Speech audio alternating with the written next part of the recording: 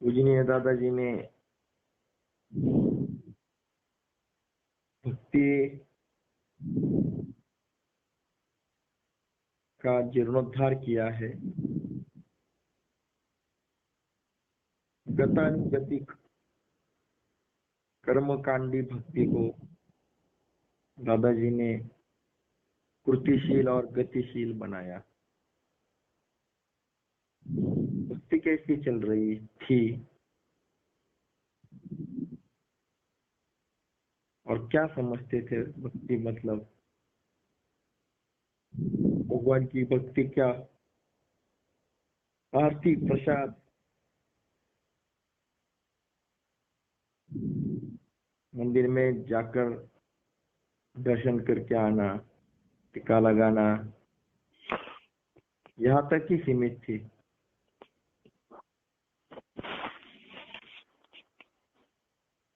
कर्मकांड ज्यादा होने लगा था। कर्मकांड में भक्ति अटक गई थी।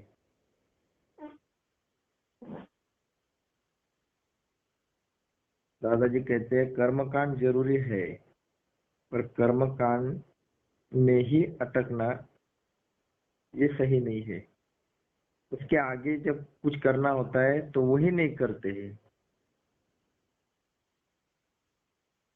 जैसे बच्चा होता है ना, उसको माँ क्या करती है, कर्मकांड क्या होता है, तो बच्चे को नहाती है, उसको अच्छे कपड़े पहनाती है, उसको पाउडर वगैरह लगाती है, आंखों में काजल लगाती है, उसको सजाती है। पर वो रोने लगता है तो उसे दूध नहीं पिलाती है, बस उसको बहुत सजाती है, बहुत सब कुछ करती है। मतलब उसको जो चाहिए वो नहीं देती, बाकी सब कुछ करती है। यही कर्मकांड है। वैसे भगवान को जो चाहिए वो छोड़ के हम सब कुछ कर रहे हैं, कर्मकांड में ही अटक गए हैं। दादाजी कहते कर्मकांड ये भक्ति की शुरुआत है कि हमारे मन को उसमें अटकाना है, इसलिए कर्मकांड जरूरी है, पर उसके आगे जाना होता है, नहीं तो उस भक्ति को कुछ महत्व नहीं है। भक्ति जो है उसमें प्राण नहीं रहा है। दादाजी कहते हैं कि जहाँ प्राण नहीं, ऐसी भक्ति रह गई है।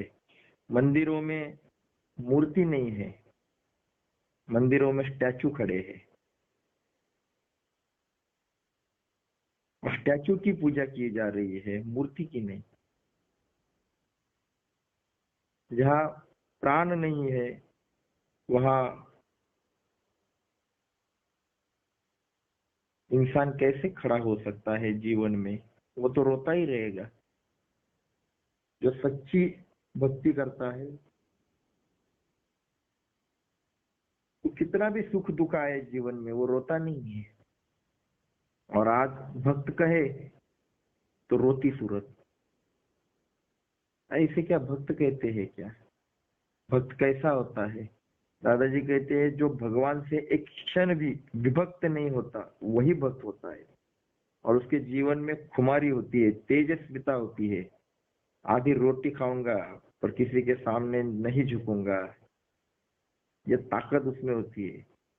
ये भक्त होता है।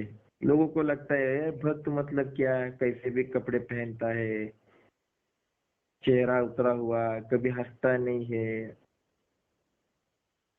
अरे ये क्या भक्त है क्या? दादाजी ने भक्त का अर्थ ही बदल डाला। भक्त यानी जो भगवान के साथ एक क्षण भी विभक्त नहीं है। अरे दुनिया विश्व चलाने वाली शक्ति मेरे साथ है तो मैं क्या गरीब हूँ क्या? मैं क्या लाचार हूँ? अगर हमारे एरिया के किसी पॉलिटिकल लीडर से अगर हमारी पहचान होती है तो भी हम ऐसे सीना तान के चलते हैं, और मेरी दोस्ती है उससे। तो साधारण आदमी से अगर दोस्ती है तो सीना तान के चलते हैं। तो मेरी तो भगवान से दोस्ती है, मैं कैसे रहूंगा? कॉमन सेंस है। भक्त ऐसा होता है। और आज प्राणहीन हो गया है सब कुछ। मतलब शादी करना है, लड़की बहुत सुंदर है, बहुत अच्छे गहने पहने हैं, बहुत टैलेंटेड, होशियार, सीखी हुई है, सब कुछ है, पर उसमें प्राण नहीं है। तो क्या ऐसे लड़की से शादी हो सकती है? प्राणहीन हो गया समाज, दादाजी यही कहते हैं, कर्मकांड की वजह से, क्योंकि कर्मकांड में अटक गया है। कर्मकांड कैसे आता है? दादाजी ने एक कहानी बताई है। क्या होता है, एक ब्राह्मण जो होता है वो स्नान करने के लिए नदी के यहाँ जाता है, नदी पर। तो पहले कोई रखवाली करने के लिए, कपड़े रखवाली करने के लिए कोई नहीं था। तो वो जो रेत रहती है ना, तो वो रेत रहती है, तो उसमें वो क्या करता है, अपने सब कपड़े वगैरह वो ऐसा थोड़ा सा ऐसा छोटा खड्डा करता है, कपड़े उसमें डालता है, और वो ऊपर से मिट्टी रखता है, और थोड़ा ऊपर ऐसा शिवलिंग जैसे ऐसी मिट्टी ऊपर कर देता है, ज्यादा से ज्यादा, ताकि स्नान करके आए तो इतनी बड़ी जो रेत है, जो एरिया है, उसमें मैंने कपड़े कहाँ छुपा के रखे हैं वो दिखना चाहिए, नहीं तो चोरी हो सकते है ना। इसलिए वो ऐसे दबा कर रखता है, और शिवलिंग जैसे ऐसे ऊपर मिट्टी खड़ी कर देता है बहुत सारी। तो तुरंत उसको समझ में आए कि हाँ, जैसा हम कहीं पत्थर रख देंगे ऐसे प्लेन जगह पे, तो तुरंत पता चलता है कि पत्थर के नीचे हमारी चीज है, वैसा वो कर देता है, स्नान को जाता है। अब वहाँ भीड़ होती है, लोग स्नान के लिए आते हैं। तो अरे वो देखते हैं कि अरे ये शिवलिंग जैसा जो बनाया है, ये ऐसा बनाना होता है, फिर स्नान करना होता है, ऐसा कुछ होगा, कुछ महत्व होगा। तो वो क्या करते हैं, वो भी उनके उसको उसका किया हुआ देखकर बाजू में ऐसा 4-5 जगह से इधर उधर उधर उधर सब लोग ऐसा करते हैं, स्नान को जाते हैं। तो अब ये जब आकर देखता है तो सभी जगह पे ऐसा किया हुआ है। अब उसके समझ में ही नहीं आता है कि मेरे कपड़े कहाँ रखे हैं। तो ये क्या हो गया, ये कर्मकांड हो गया, क्योंकि बाद में वो रीत बन गई। जो भी आता था वो ऐसा वालू का शिवलिंग बनाता था, फिर स्नान को जाता था। ये क्या हो गया, एक एक रूढ़ी बन गई, एक कर्मकांड बन गया। अब पहले आदमी ने वो क्यों बनाया था कि मेरे कपड़े चोरी ना हो, और कहाँ रखे हैं इतने भीड़ में, मुझे समझ में आना चाहिए, इसलिए मैंने ऐसा किया। पर बाकी लोगों को क्या लगा, नहीं ऐसा कुछ होता है, चलो करना है, बस वो करते गए, और आगे जाकर उसकी क्या हो गई, रूढ़ी बन गई, रीत बन गई। यही कर्मकांड खड़ा हो जाता है कि उसमें उसमें जो अर्थ है, जो प्राण का मतलब जो अर्थ है, वो अर्थ निकल गया कि प्राणहीन भक्ति को कोई वैल्यू नहीं रहती। इसलिए दादाजी कहते हैं कि मूर्ति का महत्व चला गया, स्टैचू का महत्व खड़ा हो गया। जहां मंदिर बांधते हैं,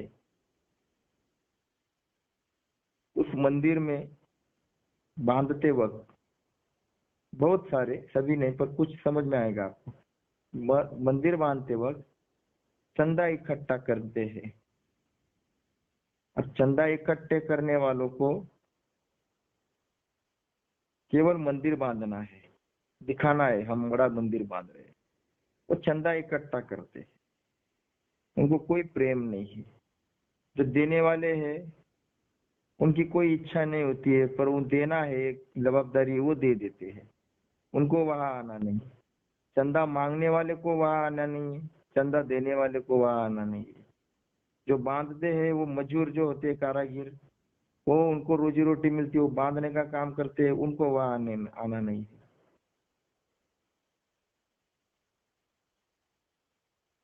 जो मूर्ति वहां रखते हैं, जिसने वो मूर्ति बनाई, उस मूर्ति बनाने वाले को वहां आना नहीं है। जो प्रतिष्ठापना करते हैं मंदिर में मूर्ति की, वो ब्राह्मण वगैरह होते हैं, वो एक बार पूजा अर्चा करके होम हवन करके चले जाते हैं, उनको वहां पर आना नहीं है। और फिर लोग वहां पर आना शुरू करते हैं। देने वाले का प्रेम नहीं, लेने वाले का प्रेम नहीं, होम हवन करने वाले का वहां पर ही आना नहीं, और लोग आते हैं भगवान से मन्नतें मांगने। फिर दादाजी कहते हैं कि जहाँ प्रेम नहीं है वह भगवान कैसे हो सकता है? जहाँ प्रेम है वही भगवान हो सकता है। इसलिए वहां पर प्राणहीन भक्ति पूजा अर्चा चल रही है, वह भगवान नहीं होगा। इसलिए इंसान जीवन में विकास नहीं कर पाता। दादाजी कर्मकांड के बारे में एक बात समझाते हैं। जैसा बहुत सारे कर्मकांड के ऊपर दादाजी ने अर्थ समझाया है। कर्मकांड को मना नहीं किया, पर उसका अर्थ समझाया है। जैसे आज टीका लगाते हैं, कोई आड़ा, कोई टेढ़ा, कोई ऊपर, कोई नीचे, कोई नाक तक खींचता है, कोई सर के ऊपर ले जाता है, ऐसा कुछ हो सकता है। तो जो बीच में, जो हम दो आंखों के बीच में ही टीका लगाते हैं, अष्टगंध का हो या कोई भी हो, लगाते हैं, तो ये भी एक कर्मकांड है। ये हमने लगाया तो दादाजी कहते हैं ये क्या मुख की शोभा है क्या? और लगाना जरूरी है। और क्यों लगाना है? जब तक मालूम नहीं तब तक वो कर्मकांड है। दादाजी कहते हैं कि सोच समझकर और अर्थ समझकर अगर वो करते हो तो वो भक्ति है। पर आज लोग जो है वो केवल करते हैं, पर अर्थ मालूम नहीं, इसलिए उसमें प्रेम नहीं होता है। बस हमारे पिछले लोग करते थे, हम इसलिए कर रहे हैं, पीछे से आया आगे लौट गया, यही भक्ति में चालू है। तो दो आंखों के बीच में हमारे बुद्धि का स्थान होता है। क्योंकि कोई भी अगर समस्या आ गई तो हम वहां पर ऐसा सोचते हैं, हाथ लगाते हैं। ये जो है दोनों आंखों के बीच में बुद्धि का स्थान होता है। यह बुद्धि की पूजा है, भगवान ने दी हुई बुद्धि की पूजा है कि मेरी बुद्धि स्थिर रख, योग्य जगह पर काम आनी चाहिए, इसको सुख दुख में स्थिर रख भगवान। ये बुद्धि की पूजा है, इसलिए हम वहां पर टीका लगाते हैं। ये कोई मुंह की शोभा नहीं, ये कोई डेकोरेशन के लिए टीका नहीं है, ये मेरी बुद्धि की पूजा है, इसलिए वहां टीका लगाते। तो ये क्या हो गया? करना वही है, पर अर्थ समझ कर करना है। तो दादाजी ने स्वाध्याय में यही दिया कि हर एक बात वही करनी है जो हमारे परंपरा से चली आई है, पर जब तक उसमें का अर्थ नहीं समझता है और आप करते हो तो समझ लो आप प्राणहीन कर रहे हो। मतलब हमने कहा कि मूर्ति पूजा जरूरी है, पर मूर्ति का अर्थ समझता नहीं है, मूर्ति पूजा का महत्व मालूम नहीं है, तब तक वो केवल स्टैचू की पूजा है। फिर उसको नहलाना, धोलाना, फूल चढ़ाना, अगरबत्ती लगाना, ये सब क्या हो गया? ये कर्मकांड हो गया। पर उसमें का अर्थ जब तक मालूम नहीं होता है तब तक वो आप स्टैचू की पूजा कर रहे, और वही करते हो जब उसका अर्थ मालूम होगा तो आप मूर्ति की पूजा करते हो।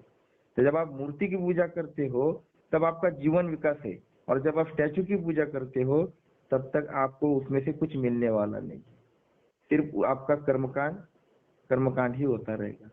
अब जैसे कि अभी भगवत गीता में दादाजी ने कहा है कि भगवत गीता लोग पढ़ते जैसी है वैसी, उसका अर्थ है जैसी वैसी भगवान कृष्ण ने बताई वैसा उसका अर्थ है। अब लोगों को लगता है कि अरे इसमें जैसा है वैसा ही अर्थ है, चलो यही पढ़ते हैं। अब होता क्या है कि समझो भगवान कृष्ण ने कहा है पत्रम पुष्पम फलम तोयम यो मे भक्ता प्रयश्चति तदहम भक्ति पर्युतम अश्नामि प्रयतात्मना। कि पत्ती, फूल, फल और पानी, ये भक्ति भाव से जो मुझे अर्पण करता है वो मैं स्वीकार करता हूँ, उसका मैं स्वीकार करता हूँ। तो अब क्या हो गया? अब लोगों ने जैसा है वैसा अर्थ लगा दिया कि भगवान क्या चाहता है कि पत्तियां पसंद है तो चलो पेड़ों की पत्तियां तोड़कर लाओ। जैसे भगवान शिव को बेलपत्ती चढ़ाते हैं, गणेश जी को दुर्वा मतलब वो घास, नारायण को तुलसी, विष्णु को पीपल, ऐसे अलग अलग अलग। तो हमने ढेर सारे पत्र लगा के फिर बेल पत्तों की शिवलिंग के ऊपर ये इतनी ढेर सारी पत्तियां चढ़ाने लगे लोग। फिर पुष्प पसंद है तो इतने सारे फूल, अलग अलग फूलों की माला, अलग अलग फूल, बहुत सारे फूल उसके ऊपर आने लगे, आने लगे। अब फल है तो फल ही फल, इतने ढेर सारे फल भगवान को पसंद है ना। और पानी तो क्या हो गया, फिर ऊपर से लगा दिया मटका और भगवान के ऊपर मस्तक पर पानी गिरता रहता है, गिरता रहता है। भगवान को पसंद है, भगवान ने खुद मांगा है कि आप भक्ति भाव से देते हो तो मैं उसको स्वीकार करता हूँ। तो ये क्या हो गया, ये गीता में जैसा है वैसा अर्थ लगा दिया लोगों ने। अब जिसने वो बनाया है उसको ही वो आप दे रहे हो, तो क्या वो खुश हो जाएगा? आपके पास से अगर मैं 500 रुपए लेता हूँ और वही 500 आपको देता हूँ, लो मेरी तरफ से आपको, तो क्या आप खुश हो जाएंगे? उसने आपका उसने क्या दिया? तो भगवान ने ही निर्माण किया। तो जैसा है वैसा अर्थ ये नहीं हो सकता, उसका कुछ अलग अर्थ होता है।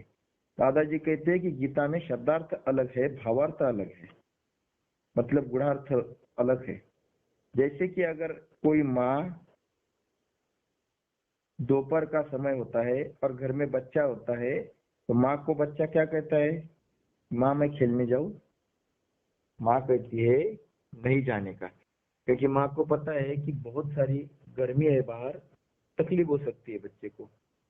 फिर बच्चा कहता है माँ मैं खेलने जाऊं। एक बार हो गया, दो बार हो गया, माँ नहीं नहीं नहीं कहती है। 4-5 बार होने के बाद माँ को गुस्सा आता है। फिर बच्चा कहता है माँ मुझे जाने देना, मैं जाऊं। माँ कहती है जा मर जा। तो अब इसका मतलब क्या हो गया? अगर हम डिक्शनरी में पढ़ेंगे, समझो 1000 साल बाद कोई डिक्शनरी में पढ़ता है कि 2020 में जो माँ होती थी वो बच्चे को कहती थी जा मर जा, वो मरने के लिए भेज देती थी, ऐसा अर्थ होगा क्या? ये शब्दार्थ हो गया। पर भावार्थ क्या होता है कि माँ का बच्चे के ऊपर बहुत प्यार है, उस प्यार की वजह से वो बच्चे को मतलब उसकी जिंदगी चाहती है, उसको मरना नहीं चाहती है। पर ये किसको समझेगा? जिसको उसका भावार्थ पता है। उसी प्रकार दादाजी कहते हैं कि पत्रम पुष्पम फलम तोयम का शब्दार्थ हो गया, जैसा है वैसा। पान, फूल, पानी और फल भगवान को अर्पण करना, भगवान को वो स्वीकारता है, अच्छा लगता है। तो दादाजी ने इसका गूढ़ अर्थ समझाया। इसका गूढ़ अर्थ क्या है, भावार्थ क्या है? पत्र का मतलब क्या होता है?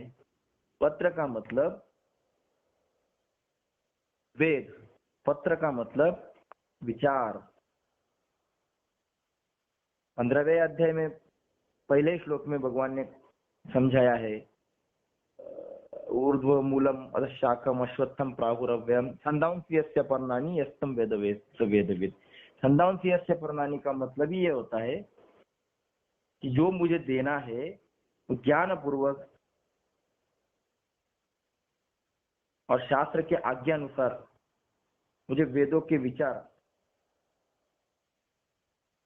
ये मुझे भगवान को ये अर्पण करने हैं, मतलब मुझे वो पहले ग्रहण करने हैं और वो देने हैं। तो उसको पत्ती कहते हैं। पत्ती का मतलब वेद, पत्र का मतलब वेद, ज्ञान, यह अर्थ है।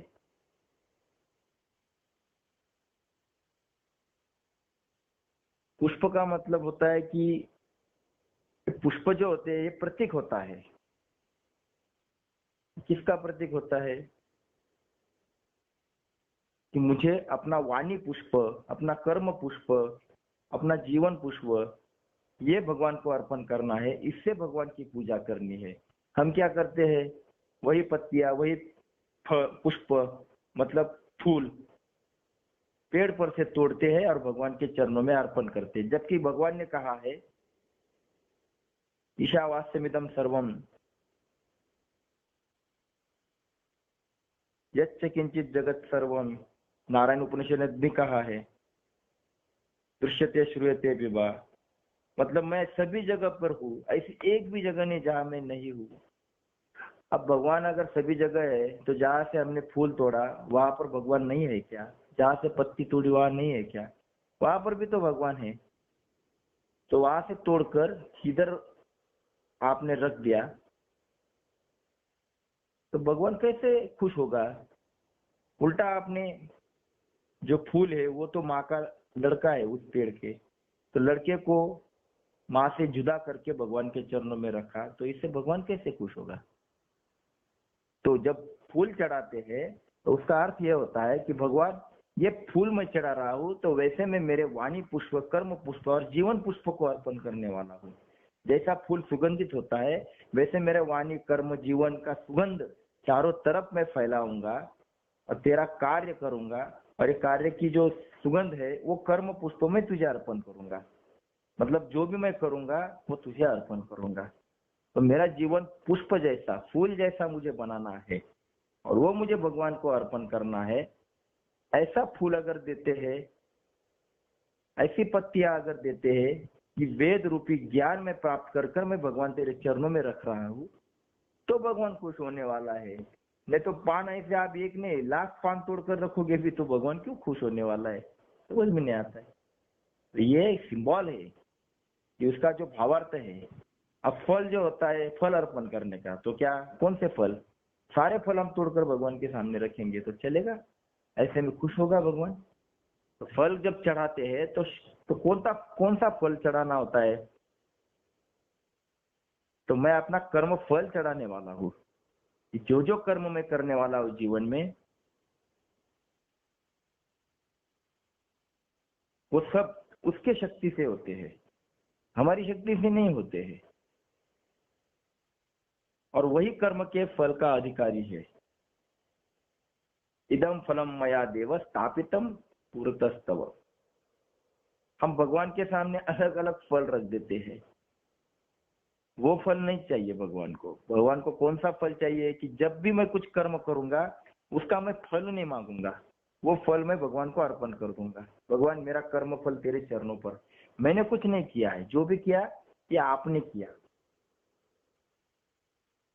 जो भी करते हो मेरी शक्ति से कुछ नहीं होता है। आज लोग प्रभु विन्मुख थे, मैं निमित्त बन गया, प्रभु सन्मुख हो गए, इसमें मेरा कर्तृत्व क्या है?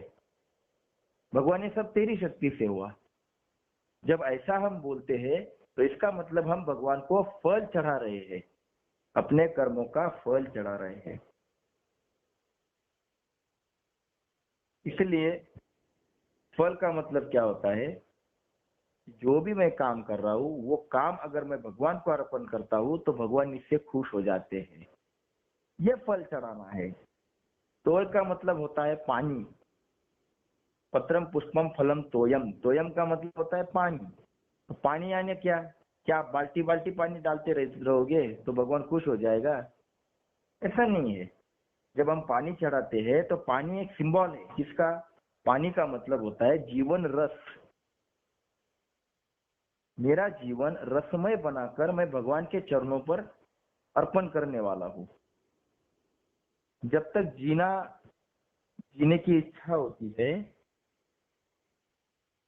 तब तक ही प्रभु को जीवन अर्पित करने में सही पूजा है। जैसे कि हम गन्ने का रस, जो गन्ना होता है वो मशीन में से एक बार निकाला, फिर 2 बार निकाला, फिर 3 बार निकाला, ऐसा करके उसमें का सारा रस निकाल लेते हैं। अब सारा रस निकालने के बाद वो जो चौथा रहता है उसको हम चौथा कहते हैं, मतलब जिसमें कुछ रस नहीं रहा। ऐसा चौथा अगर हमारे दोस्त को कहते हैं ले खा चख इसको, तो इसका मान होगा या अपमान होगा? जिसमें रस नहीं है ऐसी चीज अगर आप किसी को देते हो तो उसको गुस्सा नहीं आएगा, उसका अपमान नहीं हुआ, ये रस आप ले लेते हो। वैसे हमारे जीवन में से रस चला गया, हम अपना पूरा जीवन किसको अर्पण करते हैं? अपने संसार को अर्पण करते हैं। बच्चों को समय दिया, माँ को समय दिया, पत्नी को समय दिया, नौकरी को समय दिया, पैसा कमाने के लिए समय दिया, सभी भौतिक चीजों के लिए, मतलब अपने जीवन का रस सबको अर्पण किया। और अब हमारे जीवन में ताकत नहीं रही है, हम चल नहीं सकते, इतने बूढ़े हो गए कि हम चल नहीं सकते, हम बोल नहीं सकते, हम सुन नहीं सकते, हम बैठ नहीं सकते, हमारे जीवन का रस चला गया। अब घर वाले कहते जा मंदिर में जाकर बैठो, इधर क्या बैठे हो, और हम फिर काम पे लगे। अभी हमारे पास समय नहीं, मतलब जब तक काम करते हैं, धंधा नौकरी करते हैं, हमारे पास समय नहीं, हमारा रस उसको अर्पण किया। और हमारा जब चौथा बन जाता है, क्योंकि जब रिटायर हो जाएंगे फिर काम नहीं होगा हमारे पास कुछ भी, फिर घर वाले भी बोर हो जाएंगे, फिर कहते घर का लड़का बहू, तो पापा थोड़ा मंदिर में जाया करो, थोड़ा भजन कीर्तन सुनाया करो। हाँ, तो फिर आदमी जाकर बैठने लगता है, फिर लोगों को चार अच्छी बातें कहने लगता है, फिर लोग कहते हैं अरे वाह, जब तेरे पास समय नहीं था, मतलब जब तू काम धंधा करता था, स्वार्थ की कामें चलती थी, तब तेरे पास भगवान का विचार देने के लिए समय नहीं था। अब तू टाइम पास के लिए आ रहा है, अब तुझे कोई वक्त निकालने की जगह नहीं रही इसलिए आ रहा है। मतलब क्या हमारे जीवन का रस चले जाने के बाद लोग सुनेंगे हमारी बात? और भगवान को ऐसी बातें पसंद आएगी कि भाई जब तेरे पास समय था नहीं था, सब समय किसको दिया? स्वार्थ को दिया, और तू अब मेरे पास आ रहा है। फिर हम राम राम सुनने जाते हैं और कानों से लाम लाम लाम सुनते हैं, क्योंकि कानों में ताकत नहीं रही। तो इसीलिए पानी जब बहाते हैं भगवान के चरणों में, तो पानी का मतलब क्या होता है कि मैं सही समय पर मेरा जीवन रस तुझे अर्पण करूंगा। तो अभी हमारे अंदर ताकत है, हम बात कर सकते हैं, हम सुन सकते हैं, हम चल सकते हैं, हम फिर सकते हैं, तो हमारे जीवन में एक रस है। जब तक ये रस है तब तक भगवान को अर्पण करो। फूल भी हम भगवान को चढ़ाते हैं तो मुरझा हुआ नहीं चढ़ाते हैं, है कि नहीं, ताजा खुशबू वाला चढ़ाते हैं। उसी प्रकार आज हमारा जो जीवन पुष्प है ये ताजा है, हम काम कर सकते हैं, हम युवा है, हमारे अंदर ताकत है, हम चार लोगों के पास जा सकते हैं, उसको भगवान का विचार दे सकते हैं। यही हम अगर बूढ़े हो जाते हैं, हम चल फिर नहीं सकते, फिर भगवान का काम कब करेंगे? जीवन में से रस निकल जाने के बाद करेंगे। इसलिए दादाजी कहते कि यही समय है, बुढ़ापा अगर आपको तेजस्विता से गुजारना है तो आपका युवा जीवन जो है, युवा अवस्था में आपने भगवान का निस्वार्थ कर्म किया हो तो ये आपका बुढ़ापा बढ़िया जाएगा, नहीं तो आपका बहुत बुरा हाल हो जाएगा। इसलिए आज देखो जगह जगह पर बूढ़े लोगों की हाल क्या होती है, चार चार जगह पे बैठते हैं, मतलब एक एक जगह पे चार चार बूढ़े आकर क्या बात करते हैं, मेरी बहू खाना ठीक नहीं देती, चाय नहीं पिलाती, चार चार बार मांगना पड़ता है, जल्दी नाश्ता नहीं मिलता, देते समय थोड़ा गुस्सा करते हैं, मैंने मेरे बच्चे को इतना सिखाया, नौकरी पे लगाया, अब देखो क्या करता है, चार बार पैसे मांगने पड़ते हैं, लाचारी से जीवन जीना पड़ता है। या कुछ बूढ़े जो होते हैं वो अहंकार की बातें करते हैं, मैंने इतना किया, मैंने इतना कमाया, मैंने उतना कमाया। अरे पूछता कौन है? ऐसी चार बार बातें करने वाले के पास कोई खड़ा भी नहीं होता है, बोलता है ये बूढ़े बहुत बोर करते हैं। हमारे शास्त्र ने, हमारे संस्कृति ने वृद्धों को बड़ा सम्मान दिया है, पर वृद्ध वही होता है जो तपोवृद्ध, ज्ञान वृद्ध होता है, उसको सम्मान दिया है, क्योंकि उसके पास जाने के बाद जीवन जीने की उत्साह स्फूर्ति मिलती है। पर हम जो होते हैं, हम बूढ़े होते हैं, हम वृद्ध नहीं हो जाते। जो वृद्ध होता है वो संस्कृति का ज्ञान देता है, अब इसको ही नहीं तो आगे की पीढ़ी को क्या देगा? बताओ। ऐसे फिर लोगों के पास बैठने में मजा आता है? आज कोई युवा बूढ़े के पास बैठकर प्यार की बातें सुनता है, करता है? क्यों करेगा? क्योंकि ये केवल स्वार्थ की बातें बताता है। मैंने 2 बंगले बांधे तो क्या हो गया? फिर उस बंगले में कभी भगवान के विचारों की धारा बही? ये नहीं कहेगा। मैंने बहुत कमाया, अरे तेरी कमाई में थोड़ा सा हिस्सा भगवान के कार्य के लिए निकाला, कभी गया किसी के पास? ये जो पत्रम पुष्पम में पत्र का एक अर्थ भी दादाजी ने समझाया है, मुझे अभी याद आया, दादाजी ने बहुत बताया है।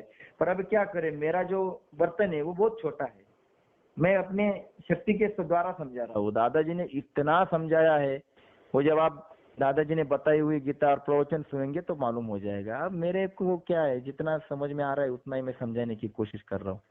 तो पत्र का एक अर्थ भी दादा ने बताया है कि जब हम त्रिदल चढ़ाते हैं, 3 पत्तियां रहती है उसको, बेलपत्र को रहती है शायद, तो त्रिदल चढ़ाते हैं। तो त्रिदल जो पत्तियां होती है उसका अर्थ होता है कि देहिनोस्मिन् यथा देहे कौमारम यौवनम जरा। तो ये जो त्रिदल है ये हम जब चढ़ाते हैं भगवान को, तो मुझे ये त्रिदल देना है, कौमार यौवनम जरा, मतलब मेरे शरीर की 3 अवस्था है, एक कौमार अवस्था, एक युवा अवस्था और एक वृद्धावस्था। तो भगवान मैं तुझे ये त्रिदल अर्पण कर रहा हूँ, मेरा मतलब मेरे ये तीनों अवस्था मैं तुझे अर्पण करने वाला हूँ। जब पत्ती चढ़ाते हैं तो उसका ये भी अर्थ होता है। तो कौमार अवस्था मतलब क्या, तो मेरा बचपन यानी बचपन नहीं, तो बचपन यानी मैं कितना भी उम्र का हूँ पर मेरे जीवन में बच्चों के गुण आने चाहिए। जैसे बच्चे कैसे होते हैं, वो निरागस होते हैं, उनके अंदर कोई स्वार्थ नहीं होता है, वो चिंता मुक्त होते हैं। उनको पता है मेरे माँ बाप मेरे लिए स्कूल की फीस कितनी भी हो वो बराबर पैसे भरने वाले हैं। वो चिंता करता है क्या कि पैसा कैसे आएगा, नहीं करता है। वैसे मेरे भगवान के ऊपर पूरा विश्वास चाहिए। अरे मेरा भगवान है ना, हम क्यों डरे। वो किसी की निंदा में नहीं पड़ता है। बच्चे देखो किसी की निंदा नहीं करते। छोटे बच्चे अगर आप देखते हो कितने कितने गुंडस होते हैं, उनका मुंह चूमने का मन करता है, कितने बढ़िया होते हैं। किसी भी छोटे बच्चे को हम तुरंत उठा लेते हैं। क्यों? क्योंकि उनके अंदर किसी के खिलाफ निंदा, नालस्ती, क्रोध कुछ भी नहीं होता है, द्वेष कुछ भी नहीं होता है। तो मेरे जीवन में ये बचपना है क्या? मैं आज किसी की भी निंदा करने के पीछे पड़ जाता हूँ, किसी के ऊपर तुरंत क्रोध आता है, मेरे मन में बहुत सारा स्वार्थ है, बहुत सारे द्वेष भरे है, ये सब बदबू भरी है। भगवान को ये दुर्गंध पसंद नहीं है।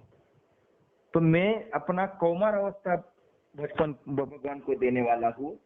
इसका मतलब मेरे जीवन में मुझे ये सद्गुण लाने हैं कि मैं किसी की द्वेष निंदा करूंगा नहीं। हंसरा चेहरा रहता है बच्चे का। मेरे जीवन में भी सुख दुख आए, मैं स्मित हास्य करता रहूंगा कि भगवान तूने मुझे प्रसाद दिया है, दुख भी प्रसाद होता है, ये समझकर मैं खाऊंगा। तो ये बहुत सारी बातें हैं, ये कौमार अवस्था में आती है। तो मैं ये त्रिदल का एक पत्र आपको अर्पण कर रहा हूँ। अब युवा अवस्था मतलब क्या? युवा में क्या होता है? तेजस्विता, अस्मिता, नम्रता, ये सब मैं तुझे अर्पण कर रहा हूँ। ये सब मेरे जीवन में लाने का है। युवा कैसा होता है? जैसा अर्जुन जैसा होना चाहिए मेरा जीवन। अर्जुन कैसा था? Not to question why but do और बाय। मतलब भगवान सिर्फ तू कह, मैं प्रति प्रश्न नहीं करूंगा, बस करूंगा, मतलब जो तूने कहा वही करूंगा, सवाल नहीं करूंगा। वैसे दादाजी कहते हैं कि जीवन में सुख आए दुख आए, भगवान तेरे कार्य की गति कम नहीं करूंगा। तू मुझे कितना भी दे, कुछ भी दे, अच्छा दे बुरा दे, मैं तेरे काम की गति कम नहीं करूंगा, मैं तेरा कार्य करूंगा ही। ऐसा तेजस्विता चाहिए, अस्मिता चाहिए। इसके अर्थ बताऊंगा बाद में। दादाजी ने बहुत बढ़िया अर्थ समझाए। मेरे जीवन में प्रचंड भाव चाहिए। ये युवा अवस्था के लक्षण है। नहीं तो आज का युवा 20 साल का होता है और कहता है कि मैं कौन सी साइड लूं, समझ में नहीं आ रहा है। अरे समझ में नहीं आ रहा, कंफ्यूज हो गया हुआ युवा आज के युग का है। मेरे जीवन में अस्मिता चाहिए, लाचारी नहीं चाहिए। कोई भी पॉलिटिकल लीडर आता है 100-500 रुपए देता है और हमको वोट के लिए लाचार कर देता है, ये पैसे ले और मुझे वोट दे। यार क्यों? चलो ठीक है मैं तुझे ही दूंगा, पर पैसे क्यों लूं मैं? क्यों अपने भगवान को झुकाऊं? क्यों लाचार हूं? मेरे अंदर अस्मिता चाहिए कि मैं तेरे सामने झुकता हूं, मतलब मेरे भगवान को झुका रहा हूं। 500 रुपए के लिए तेरे सामने झुकूं, मतलब ये खुमारी नहीं रही है हमारे अंदर। तो दादाजी कहते हैं कि ये जो होता है ना, युवा जो होता है ना, वो शेर की जैसे दहाड़ने वाला चाहिए। तो ये अवस्था में भगवान को अर्पण करने वाला हूँ कि भगवान तेरा काम करूंगा, किसी के सामने झुकूंगा नहीं, भले आधी रोटी खाऊंगा, लाचार नहीं होऊंगा। वृद्धावस्था मतलब मैंने कहा ना कि वृद्ध कैसे होता है? तपोवृद्ध, ज्ञान वृद्ध, जिसके पास बैठने से, उसके अनुभव से हमें जीवन में आगे चलकर कुछ रास्ता आसान होना चाहिए, उत्साह आना चाहिए। उसके पास बैठकर उसके अनुभव सुनकर जीवन में एक स्फूर्ति आनी चाहिए कि अरे हाँ, मुझे भी ऐसी समस्या आई तो मैं ऐसा करूंगा, क्योंकि इनका अनुभव मेरे काम में आ रहा है। पर आज के बूढ़े अनुभव बताना तो अलग ही बात है, वो तकरारी ज्यादा करते हैं, ये ऐसा है वो वैसा है, वो पॉलिटिकल फालतू बातें में अटकते हैं, भगवान की बातें तो समझाते नहीं, क्योंकि उन्होंने जो किया नहीं वो क्या हमें बताएंगे। इसलिए दादाजी कहते हैं कि अगली पीढ़ी को आपको कुछ देना है, जब आपका उम्र हो जाएगा तब आपके पास युवा अवस्था में आपने भगवान का कितना कार्य है वही आपके बच्चे सुनने वाले हैं, कि आपने ये किया तो वो सुनेंगे, नहीं तो उनके पास आपके लिए समय नहीं रहेगा।